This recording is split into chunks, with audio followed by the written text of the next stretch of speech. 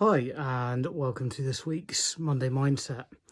As those of you in the UK will be aware, we are currently in the 6-week school summer holidays. And as those of you who have had any connection with employment will be aware, there's an immediate problem. Schools are on holiday for 6 weeks, the most amount of time that most people who are employed get to take as paid holiday leave is 5 weeks. And these 6 weeks aren't even the only school holidays that parents who are working, which is most of them, will need to be able to find some way of looking after their kids during. So there's an immediate disconnect there. Now, I grew up in a rural village in the UK. And even in the 90s, what you did during your summer holiday was you went and helped out with farm labour. There were still 2 farms in the village when I was growing up. In the intervening 25, 30 years, they've both been sold off for housing development.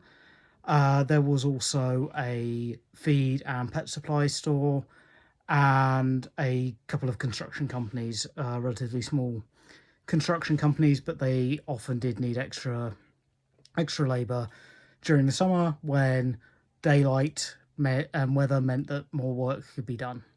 And so you would go off to either a farm or the warehouse, the feed supply warehouse, or you go and chat to one of the guys who owned one or other of the construction companies, or you would simply go and knock on your neighbours' doors and ask if they needed any babysitting, dog walking, heavy housework, or gardening doing in exchange for money, or car washing. That was always a popular one as well.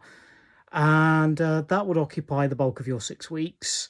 Your family may or may not take a week's holiday during the summer holidays. My family didn't. My family would go on holiday in October because it was cheaper. So I have no positive associations with summer, which is why I absolutely hate it as an adult. There are many reasons, but the underlying psychology would probably be that I don't have those positive associations with, oh, this was when we got to go on our holidays. I got to go on holiday when it was freezing cold because we only ever went on holiday in England. I was staycationing before it became trendy, before it had a name. It was just called going on holiday when I was growing up. So, but even if your parents did go on holiday for a week, it was usually only for a week. Sometimes if somebody in the family had a particularly notable birthday during the summer holiday period, you might hear of them going away for a fortnight, but that was really rare, and it was a big deal if somebody was going away for 2 whole weeks. That would be all that their friend group would talk about. But other than that, outside of, a week or two's holiday, the rest of your time as anybody much over the age of 12 was filled with actually working and learning about how the adult world worked, that you spent most of your life, you were going to spend most of the rest of your life exchanging time for money, but money could buy you cool things. And if you didn't have those things, your time wasn't that great anyway. It was very, very boring. Younger kids would often just be given craft activities, pens, paper, Play-Doh, and locked in the house and told not to go near the windows or answer the door or the phone. I very much remember the instructions of stay away from the windows, don't answer the door or the phone, do not turn the oven on, from the times before I was 12, 13, when I started going off and doing jobs during my summer holidays. And of course now labour laws are very different. There aren't those small family businesses as much anymore. There certainly aren't farms that need large labour forces all the time anymore. As I say, the 2 farms that were still there in my village when I was growing up aren't anymore. They're housing now. And that makes me very sad, because it means I can never actually go home, because home doesn't exist anymore. Home was that village where even if you didn't know everybody, you felt connected to everybody. Home was that place where you had a lot of open space, and getting a job was often a matter of knocking on a door and talking politely to someone. And it felt possible. So many things felt possible when I was living in that village that have never felt possible since I had to leave it. And I had to leave because I got kicked out of home. That's another video which may never even get made, because it's very, very personal.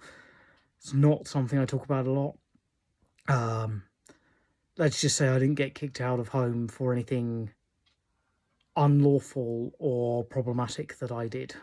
I got kicked out of home for who I am, and we'll leave it at that. But I got kicked out of home, and it wasn't an option to rent a home in the village. There were no homes for private rent at that time. There were some council houses, but I wasn't eligible for them because I didn't have a family. They were for families because they had gardens. I was actually directly told you wouldn't be given a house with a garden. It was a one-bedroom house. But because it had a garden, I wasn't allowed to have it because I didn't have a family. So because I couldn't afford to rent a house anywhere, because I had no money of my own, I was fortunate in that at that time, the social security safety net still mostly held up. I was also fortunate in that I was already connected with someone who had connections within the housing department, and they were able to advocate for me to be given a flat elsewhere. But it wasn't in the village I grew up in. I did find a community in that place that I was moved to, but over time, as work became more and more challenging to get to without a car from what was still a very rural area, as I had to move to different places in order to be able to reliably access work. And when, after my father passed away, I had £80,000, which was my 50% share of his life insurance, and that was all I had to secure housing. And where I live now, which, for the record, has nothing going for it, and I would sincerely like to move away from but can't afford to, that was the only place I could both afford to buy a house and pay a moving van. Because not being able to drive, being medically banned from driving, I've been medically banned from driving since I was 19, I wasn't able to just move my own stuff. So I had to find somewhere not only that housing was cheap, but where it was a short enough distance that it wouldn't cost too much to hire a van and driver to move my stuff. So I've never been able again to live in a genuine village setting that was a village in the way that the place I grew up was. And I can't see a future in which I could ever return to a village and have that life that felt safe and where genuine achievement felt manageable. And with all of the changes that have come, I wonder just how manageable achievement feels for working parents who are now expected to be actively involved in giving their children diversions for, about 13 weeks of the year when they only get 5 weeks off. And people will go, oh, but that's fine because even if there's only one set of grandparents, there's two parents and they can each take 5 weeks off, and then the grandparents can take 5 weeks off. A lot of grandparents are still working and may have their own holiday preferences rather than coming and looking after their children's children. A lot of people, by the time they have children, their parents aren't available because they have either passed away or their health has declined to such a point that they can't be providing free childcare. And so there's also the concern of, teachers are constantly telling us, oh, they come back after school, these kids come back after school, and they're completely stupid. They've literally forgotten everything, and it's just TikTok brain rot, which seems to suggest that the logical response both to the challenges, both for for children, for parents, and for teachers of the school holidays, and a response which also includes the teaching recruitment crisis, would be to have a system where recently retired teachers were mentoring people who had an interest in potentially going into education, or who were unemployed and had no idea what they wanted to do, and therefore just needed to be directed to something useful, through a residential provision that ran for at least the summer holidays, which is the major problem, because you can usually figure it out over the half-term holidays and Easter and Christmas. You can muddle along with a family, but equally, that residential provision could be available for all holidays. It could actually extend and specialise to become year-round SEND provision, which is children with special educational needs and disabilities, because that provision is massively lacking. And what you do then is you remove the need for people who want to go into education or who discover that they are actually really good at education, working in education, and they really enjoy it. You remove the need for them to feel comfortable earning a degree level qualification, because these residential settings could be set up in such a way that they are the qualification, that working there under the mentorship of qualified, recently retired teachers is the way you qualify for that profession. Because trust me, I love learning. I love it in and of itself. I love it for itself. I literally did peak in high school and college. I am fantastic when I'm engaging with academia. I am fantastic when I'm expected to produce high quality, intelligent written work. And then I entered a world when none of that is actually respected, and it's been over 20 years and I still haven't really worked out how I'm supposed to adapt. Which is the point at which I'm stupid. We are all stupid about something, and academically intelligent people are often stupid about a lot of things. But, I value academia, I value education, but I will still say, as someone who has worked in white-collar jobs, you don't need a degree for most of them.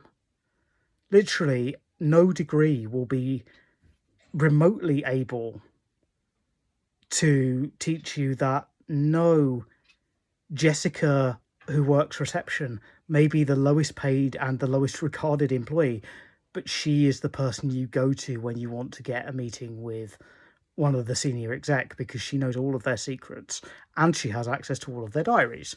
Key takeaway: always be very, very nice to receptionists and secretaries. Bring them treats. Get to know what they're interested in.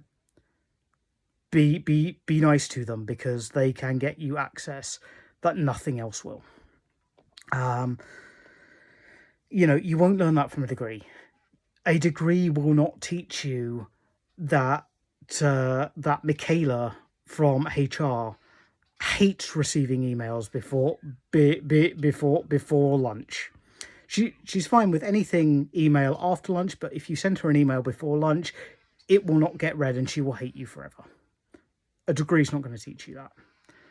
And a lot of people go in with degrees and they've spent their time in education being told they're amazing because they're academically brilliant and whatever, and they undoubtedly are.